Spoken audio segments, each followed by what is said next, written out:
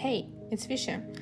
Over the past couple of years, I've been running my social media accounts. I've been asked a lot of time to do a tutorial on how to create a proper line art. I don't want to call this video a tutorial, but I'll explain exactly how I do it and what tricks I use to make sure I like the final result. But before we start, I'd recommend you to create a file with a similar resolution or higher, so your line art won't look pixelated.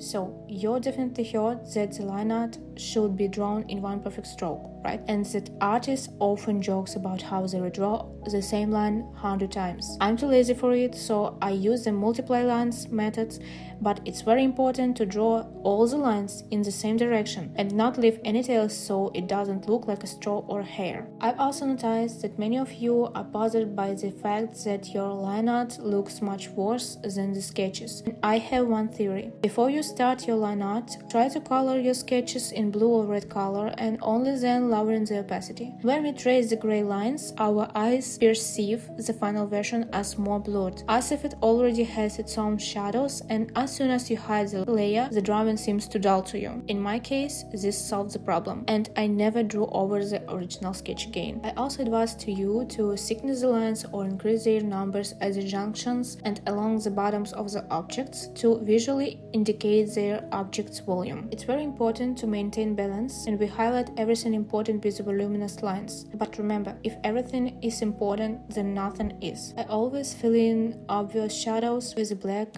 right away. Some will be covered up anyway as the darkest areas. For example, the creases in the bent fingers or the hollows in the ears. By the way, here's a little tip about eyebrows. I always use an airbrush and at the start of the eyebrow and draw and erase a couple more hairs in the spot. This always simplifies the line art of the face, and you can do the same thing in the inner of the corner of the eyes. This looks more natural in my opinion. Most often at the end of the work, I duplicate the line art layer, blur the duplicate with the Gaussian blur, and reduce the layer opacity to the 20 or the 30%. And right at the very end, I colored the line art in appropriated colors depending on their position and the color's nerve. And it's literally everything I use in my work. The rest comes with the practice, and I hope I was able to help you or make the process easier to understand. And let me know which details of the process you'd like me to cover in the future videos.